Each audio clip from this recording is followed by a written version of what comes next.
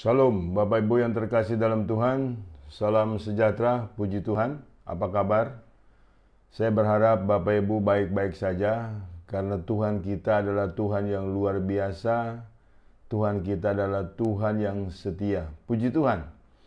Jikalau hari ini kita kembali bisa mendengarkan firman Tuhan yang merupakan kekuatan, yang merupakan kemenangan bagi setiap kita. Sebelum saya berkhotbah lebih mendalam, Bapak Ibu, saya berdoa terlebih dahulu. Terpujilah namamu Bapa Surgawi, Allah yang kami sembah. Di dalam nama Tuhan Yesus kami mengucap syukur. Jikalau hari ini kembali kami bisa mendengar firman-Mu, dibentuk dengan kehendak-Mu, hidup kami seturut rencana-Mu, untuk hidup kami selalu mempermuliakan nama-Mu. Terima kasih Bapa, berkati seluruh bagian jemaat-Mu, umat-Mu dimanapun mereka berada.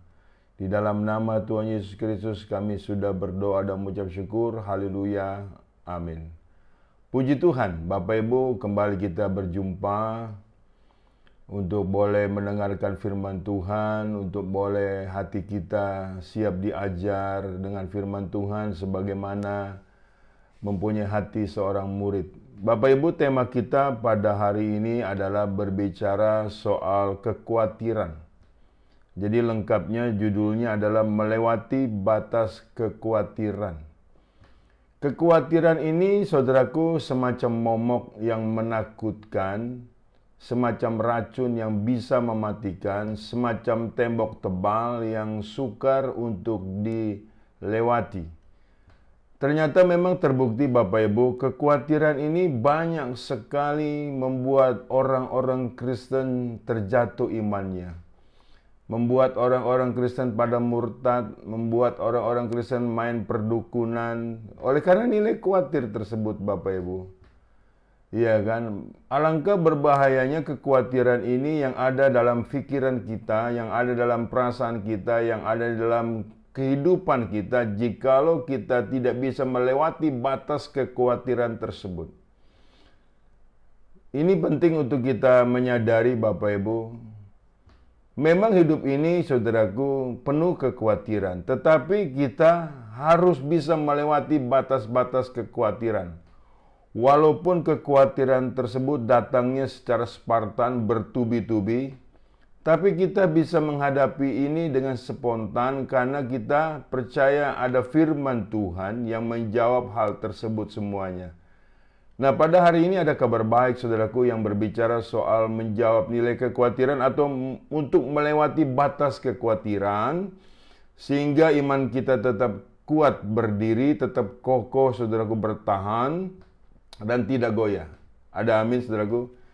Pertama yang saya pelajari Bapak Ibu yang sangat mengkhawatirkan banyak orang Kristen adalah melewati khawatir soal makan. Ini harus kita lewati. Khawatir soal makan ini saudaraku juga berbahaya Bapak Ibu. Bukankah gara-gara soal makan terjadi nilai keributan, ya kan, mencari nafkah sehingga muncul iri hati, muncul nilai saling sikut, saling menjatuhkan gara-gara mencari makan. Memang awalnya saudaraku ialah bekerja untuk makan. Tetapi nanti lama-kelamaan bekerja untuk segenggam berlian dan lain-lain, dan muncul nilai hawa nafsu, saling menjatuhkan, bahkan tidak segan-segan saling membunuh. Ini soal makan saudaraku. Soal makan, kalau khawatir soal makan Bapak Ibu, sehingga pada akhirnya kita hidup di dalam kekalahan dan hidup tidak mengerti akan nilai-nilai Tuhan. Saya bacakan firman Tuhan di Markus 12, saudaraku, yang melewati khawatir soal makan. Siapa? Di sini kita bisa dimengerti, saudaraku, Markus 12 ayat 41 sampai 44. Pada suatu kali Yesus duduk menghadapi peti persembahan dan memperhatikan bagaimana orang banyak memasukkan uang ke dalam peti itu. Banyak orang kaya memberi jumlah yang besar. Lalu datanglah seorang janda yang miskin, dan ia memasukkan 2 peser, yaitu 1 duit. Maka dipanggilnya murid-muridnya dan berkata kepada mereka, "Aku berkata kepadamu, Sesungguhnya janda miskin ini memberi lebih banyak daripada semua orang yang memasukkan uang ke dalam peti persembahan. Sebab mereka semua memberi dari kelimpahannya, tetapi janda ini memberi dari kekurangannya semua yang ada padanya, yaitu seluruh nafkahnya. Perhatikan saudaraku persoalan ini, pemberitaan ini. Jadi saudaraku, dalam hal memberi, janda ini memberi yang paling banyak daripada orang-orang kaya yang memberi. Karena janda ini memberi daripada nilai seluruh nafkahnya, dari seluruh nilai kekurangannya. Mengapa janda ini bisa melakukan hal seperti itu? Iya toh? Sebab uangnya segitu-gitunya dia beri untuk di dalam persembahan tersebut, dalam kotak persembahan. Tatkala dia sudah memberi, kemudian dia nggak ada lagi untuk makan, untuk uang belanja. Saudara perlu Anda tahu, janda ini mampu melakukan itu karena dia sedang berurusan dengan Tuhan. Memberi, jikalau Bapak Ibu tahu itu adalah perintah Tuhan, itu adalah satu nilai dari Tuhan Bapak Ibu. Kita tidak perlu takut saudaraku. Kecuali kita memberi ada maksud lain.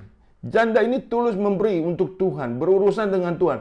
Siapapun yang berurusan dengan Tuhan Bapak Ibu, itu tidak pernah disia-siakan. Apapun yang kau buat untuk Tuhan, saudaraku, itu pasti ada satu nilai yang dikondisikan oleh Tuhan. Tuhan tidak pernah berhutang. Dalam hal memberi saja menjadi satu nilai polemik Bapak Ibu.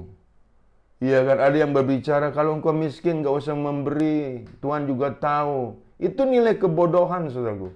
Memberi bagi Tuhan, masakan Tuhan berhutang atas dirimu? Kecuali memang engkau tidak percaya memberi bukan untuk Tuhan saudaraku. Kita memberi untuk Tuhan. Iya kan, Tuhan tahu nilai-nilai hatimu. Tuhan tahu nilai-nilai kelurusan motivasimu. Ini yang harus kita untuk lakukan agar kita mampu melewati batas kekhawatiran soal makan. Perhatikan Bapak Ibu yang terkasih dalam Tuhan. Banyak sekali polemik-polemik di kalangan orang Kristen soal memberi. Soal perpuluhan. Wah, itu semuanya sudah bullshit saudaraku. Karena mereka tidak tahu memberi itu adalah untuk Tuhan. Makanya hatinya dibengkokkan. Ya kan, hatinya disimpangkan. Saudara, Tuhan itu maha tahu, maha adil, maha kuasa, maha luar biasa.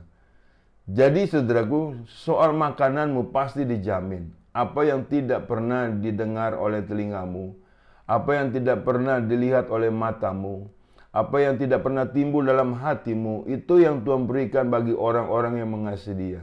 Ingat baik, memberi itu adalah untuk kepada Tuhan. Dan engkau tidak usah sungkan-sungkan, tidak usah berkelit dengan berbagai macam argumentasi alasan yang membuat engkau ini tidak memberi. Yang membuat engkau menjadi semacam melawan firman Tuhan. Saudaraku, kalau engkau memberi hal apapun yang dalam untuk Tuhan, Kolose 3:23, lakukanlah semata-mata untuk Tuhan. Niscaya Tuhan pasti membalas engkau 30, 60, 100 kali ganda. Walaupun mungkin kita terkondisikan tidak demikian, tapi kita tulus memberi. Lihat janda ini saudaraku, dilihat, diamati oleh Tuhan Yesus sendiri loh. Memberi daripada kekurangannya semua yang ada padanya, yaitu seluruh nafkahnya. Haleluya. Jikalau janda ini mampu melewati batas kekhawatiran apa yang akan dia makan, mengapa kita tidak mampu untuk melewati kekhawatiran? Ada amin saudaraku. Kita lihat lagi satu janda saudaraku. Di satu Raja-Raja pasal 17, janda di Sarfat. Satu Raja-Raja pasal 17 ayat 7 sampai 17. Tetapi sesudah beberapa waktu, sungai itu menjadi kering, sebab hujan tiada turun di negeri itu. Maka datanglah firman Tuhan kepada Elia, bersiaplah pergi ke Sarfat yang termasuk di wilayah Sidon, dan diamlah di sana, ketahuilah, aku telah memerintahkan seorang janda untuk memberi engkau makan. Sesudah itu ia bersiap, lalu pergi ke Sarfat. Setelah ia sampai ke pintu gerbang kota itu, tampaklah di sana seorang janda sedang mengumpulkan kayu api. Ia berseru kepada perempuan itu, katanya, Cobalah ambil bagiku sedikit air dalam kendi supaya aku minum. Ketika perempuan itu pergi mengambilnya, ia berseru lagi, cobalah ambil juga bagiku sepotong roti. Perempuan itu menjawab, demi Tuhan Allahmu yang hidup, sesungguhnya tidak ada roti padaku sedikit pun, kecuali segenggam tepung dalam tempayan dan sedikit minyak dalam buli-buli. Dan sekarang aku sedang mengumpulkan 2-3 potong kayu api. Kemudian aku mau pulang dan mengolahnya bagiku dan bagi anakku. Dan setelah kami memakannya, maka kami akan mati. Tetapi Elia berkata kepadanya, janganlah takut, pulanglah, buatlah seperti yang kau katakan. Tetapi buatlah lebih dahulu bagiku sepotong roti bundar kecil daripadanya, dan bawalah kepadaku. Kemudian barulah kau buat bagimu dan bagi anakmu. Sebab beginilah firman Tuhan Allah Israel. Tepung dalam tempayan itu tidak akan habis, dan minyak dalam buli-buli itu pun tidak akan berkurang sampai pada waktu Tuhan memberi hujan ke atas muka bumi. Lalu pergilah perempuan itu dan berbuat seperti yang dikatakan Elia. Maka perempuan itu dan dia serta anak perempuan itu mendapat makan beberapa waktu lamanya. Tepung dalam tempayan itu tidak habis, dan minyak dalam buli-buli itu tidak berkurang, seperti firman Tuhan yang diucapkannya dengan perantaran Elia. Lagi-lagi seorang janda, Bapak Ibu, begitu luar biasa. Ia kan memberi yang terbaik bagi Tuhan. Walaupun pemberian itu segitu-gitunya. Kemudian dikatakan oleh janda itu, aku dan anakku pasti mati. Tetapi janda ini mengerti, Bapak Ibu, siapa yang datang sama dia. Elia. Dan janda ini juga paham betul atas perintah siapa memberi makan Elia. Dan Elia pun tahu memberi makan akan diberi makan oleh siapa. Kalau kita paham betul segala sesuatu berurusan dengan Tuhan, apa yang kita khawatirkan? Apalagi soal makan, Bapak Ibu. Iya kan? Seringkali saudaraku umat Tuhan betapa luar biasa bodohnya. Gara-gara makan, Bapak Ibu, cekcok. Iya kan, banyak, seperti ada banyak pengaduan. Pak Pendeta, bakul nasi saya ingin direbut. Bakul nasi saya ingin dijungkir balikan. Saya ingin dibikin bangkrut segala macam. Saudara, kenapa kita khawatir? Kita punya Tuhan, Tuhan yang bertanggung jawab atas nilai hidup kita. Rambutmu di kepalamu pun terhitung semuanya, apalagi soal makan. Saudaraku, kita tidak pernah akan mati kelaparan, saudaraku. Ingat baik itu. Iya, saudara. Makanya setiap kita harus memastikan kita sedang berurusan dengan Tuhan. Setiap kita harus memastikan bahwa apapun yang kita lakukan adalah untuk Tuhan. Jikalau hal itu kesemuanya untuk Tuhan, Bapak Ibu, apa yang kita perlu khawatir? Kita harus melewati batas kekhawatiran soal makan. Ada amin, saudaraku. Jangan khawatir, saudaraku. Ada lagi yang pernah protes sama saya. Pak Pendeta, Tuhan ini mempermalukan saya. Saya 2 tahun sudah nganggur segala macam. Dia ngoceh, dia marah sama Tuhan. Terus saya bilang, kamu selama 2 tahun makan nggak selama nganggur? Makan, Pak. Dapat dari mana itu, saya bilang. Kalau bukan dari Tuhan. Saudaraku, banyak orang Kristen tidak mengerti bahwa dia berjalan bersama dengan Tuhan. Amin. Jadi yang pertama, kita harus melewati kekhawatiran soal makan. Tidak usah pusing dengan orang berniat jahat atas kita punya pekerjaan. Jikalau ada yang menginginkan kamu jalan 1 mil, kau jalan 2 mil. Kalau ada yang menginginkan jubahmu, berikan semua bajumu. Soal gara-gara makan ini, Bapak Ibu, banyak orang jahat. Banyak orang iri hati. Saling membunuh, saling meniadakan, saling menghilangkan. Gara-gara makan, saudaraku. Makanya setiap kita tidak boleh seperti itu. Ada Tuhan yang menjamin setiap nilai kehidupan kita. Amin. Yang kedua, saudaraku, kita harus melewati khawatir soal mati. Perlu Anda tahu, Bapak Ibu, kematian ini adalah satu nilai yang sangat stres. Makanya banyak agama-agama didirikan untuk menjawab soal nilai kematian atau hidup setelah mati. Saudaraku, stres yang paling besar menurut ahli jiwa adalah di rumah duka. Tatkala seseorang menghadapi kematian, tatkala seseorang ditinggal oleh orang yang mereka kasihi itu mati. Mati ini, saudaraku, kekhawatiran yang sangat dahsyat. Kematian ini saudaraku sangat dahsyat. Saking dahsyatnya bisa membuat orang-orang Kristen saudaraku murtad. Bisa membuat orang-orang Kristen, orang-orang beriman katanya itu menyimpang. Pegang jimat lah, percaya ciong lah segala. Itu cuma untuk menghindari mati. Tetap itu mati-mati juga. Siapa yang bisa menghindari mati? Dia kan pengkhotbah mengatakan setiap orang menghindari kematian adalah seperti menjaring angin. Ya kan, kita harus melewati khawatir soal mati ini, saudaraku. Saya ambil dalam Filipi 1 ayat 21 sampai 26. Filipi pasal 1 ayat 21. Karena bagiku hidup adalah Kristus dan mati adalah keuntungan. Tetapi jika aku harus hidup di dunia ini, itu berarti bagiku bekerja memberi buah. Jadi mana yang harus kupilih aku tidak tahu. Aku didesak dari dua pihak. Aku ingin pergi dan diam bersama-sama dengan Kristus, itu memang jauh lebih baik. Tetapi lebih perlu untuk tinggal di dunia ini karena kamu. Dan dalam keyakinan ini taulah aku akan tinggal dan akan bersama-sama lagi dengan kamu, sekalian supaya kamu makin maju dan bersukacita dalam iman. Sehingga kemegahanmu dalam Kristus Yesus makin bertambah karena apabila aku kembali kepada kamu. Saudaraku, Rasul Paulus sudah mengamankan nilai kematiannya dan sudah dia tidak takut lagi. Dia sudah dia sudah melewati batas kekhawatiran soal kematian. Sebab kenapa? Hidupnya oleh karena Kristus, mati adalah keuntungan. Pun kalau dia hidup dipanjangkan umurnya hanya untuk menguatkan iman-iman saudaranya. Nah, ini sebab kenapa? Khawatir soal kematian Bapak Ibu membuat orang gelisah. Seharusnya kita tidak demikian. Sebab kita sudah hidup dalam Kristus Yesus. Kematian kita adalah satu nilai menguntungkan.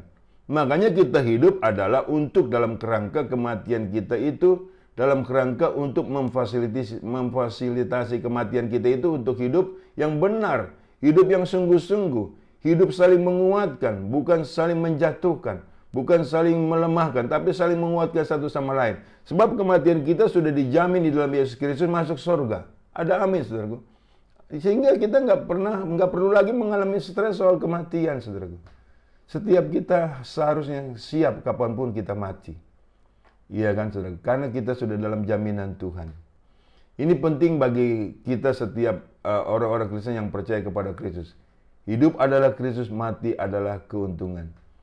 Nah, penting bagi setiap kita melewati soal demikian. Jadi kita tidak ada embel-embel yang lain.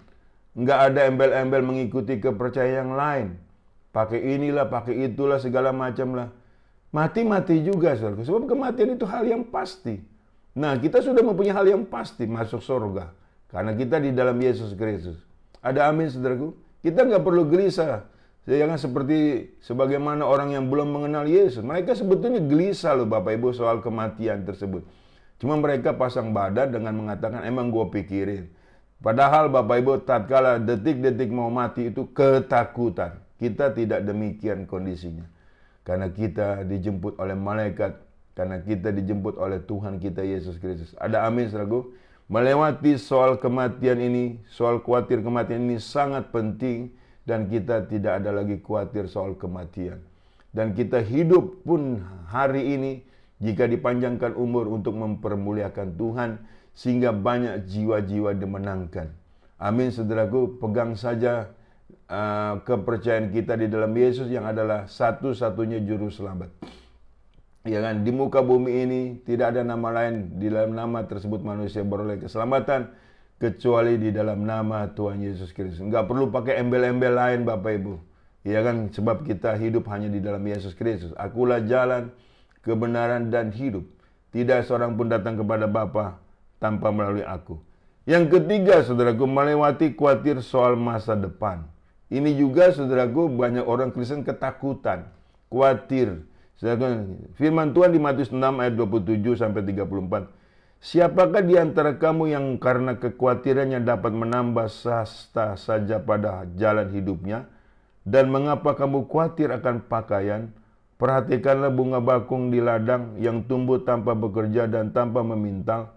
Namun aku berkata kepadamu, Salomo dalam segala kemegahannya pun tidak berpakaian seindah salah satu dari bunga itu. Jadi, jika demikian Allah mendandani rumput di ladang, yang hari ini ada dan besok dibuang ke dalam api, Tidakkah ia akan terlebih lagi mendanani kamu, hai orang yang kurang percaya?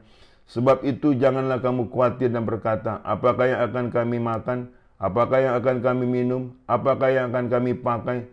Semuanya itu dicari bangsa-bangsa yang tidak mengenal Allah. Akan tetapi Bapakmu yang di sorga tahu bahwa kamu memerlukan semuanya itu. Tetapi carilah dahulu kerajaan Allah dan kebenarannya, maka semuanya itu akan ditambahkan kepadamu. Sebab itu janganlah kamu khawatir akan hari besok, karena hari besok mempunyai kesusahan sendiri. Kesusahan sehari cukuplah untuk sehari. Haleluya. Saudaraku, kita harus bisa melewati khawatir soal masa depan, soal sandang, papan, pangan. Banyak sekali nilai kekhawatiran menyerbu kita kalau kita tidak percaya di dalam Tuhan Yesus Kristus. Kalau kita tidak percaya ada pemeliharaan Tuhan yang sempurna, bukan? Makanya di sini, saudaraku, banyak orang Kristen yang stres gara-gara khawatir soal masa depan.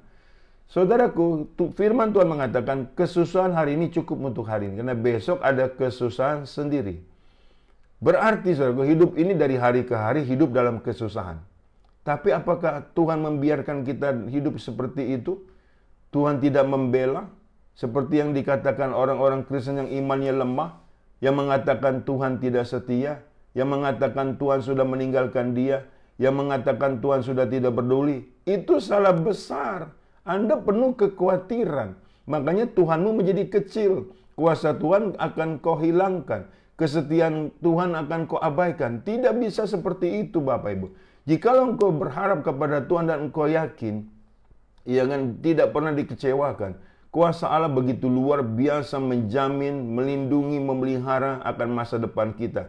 Mulai dari saat ini sampai selama-lamanya. Ketahuilah aku menyertai engkau sampai akhir zaman. Ada amin, saudaraku. Puji Tuhan, saudaraku. Makanya, saudaraku, banyak orang Kristen, saudaraku, tutup lubang gali lubang. Sibuk dengan nilai-nilai kekhawatiran sandang papa mangan. Kita bukan yang gak boleh bekerja. Kita boleh bekerja, tapi jangan ngoyo. Jangan melampaui batas-batas kesehatan kita. Jangan melampaui batas-batas kekuatan kita. Nah, akhirnya kita sakit. Kita sakit munculnya, saudaraku, kurus kering. Munculnya nilai-nilai. Padahal ada yang firman Tuhan mengatakan hati yang gembira adalah obat. Hati yang susah keringkan tulang. Nah, pilih yang mana? Saudara, percayalah. Pemeliharaan Tuhan itu sangat sempurna. Makanya Tuhan berfirman, janganlah engkau khawatir akan hari besok. Karena hari besok ada kesusahan tersendiri. Saya nggak mengerti Bapak Ibu sama orang Kristen. Kebanyakan orang Kristen. Iya kan, saudaraku? Dia masih memikirkan kekhawatiran yang untuk tahun depan. Tahun depan kan masih berapa bulan lagi. Lama sekali. Ini bulan berapa? Ini bulan 9, saudaraku. Tahun depan 3 bulan lagi. Wah, 3 bulan kekhawatiran engkau pikirin. Nyungsep imanmu. Iya dong? Hari ini kalau engkau bisa menyelesaikan hari-harimu, itu percayalah hasil anugerah Tuhan. Hasil pemeliharaan Tuhan. Hasil perlindungan Tuhan. Makanya kita harus bisa mengucap syukur dalam segala hal. Itulah yang diperintahkan Tuhan. Ada amin? Ada haleluya. Puji Tuhan. Hidup kita dijamin oleh Tuhan Yesus Kristus. Tidak usah khawatir akan masa depanmu. Masa depanmu penuh harapan. Masa depanmu gilang gemilang. Masa depanmu, saudaraku, dalam jaminan Tuhan. Haleluya. Ada amin, saudaraku? Yang terakhir, saudaraku, yang terakhir, melewati khawatir soal maut. Nah, apalagi ini, saudaraku. Waduh, saudaraku. Banyak orang Kristen takut dengan maut. Kita lihat Roma 7 ayat 21. Roma 7, saudaraku, ayat 21 sampai 25. Demikianlah aku dapati hukum ini. Jika aku menghendaki berbuat apa yang baik, yang jahat itu ada padaku. Sebab di dalam hati batinku aku suka akan hukum Allah. Tetapi di dalam anggota-anggota tubuhku aku melihat hukum lain yang berjuang melawan hukum akal budiku dan membuat aku menjadi tawanan hukum dosa yang ada di dalam anggota-anggota tubuhku. Aku manusia celaka. Siapakah yang akan melepaskan aku dari tubuh maut ini? Syukur kepada Allah oleh Yesus Kristus Tuhan kita. Jadi dengan akal budiku aku melayani hukum Allah, tetapi dengan tubuh insaniku aku melayani hukum dosa. Saudara, Paulus tidak pernah mengalami kerancuan. tidak pernah mengalami nilai kebingungan, walaupun di awalnya demikian. Kita ini masih mengenakan tubuh kedagingan, Bapak Ibu. Iya kan, yang kecenderungannya masih bisa berbuat dosa. Tetapi apakah kita lost control? Roh kita pun ngikut di situ. Tidak demikian seharusnya. Kita tidak usah khawatir dengan maut.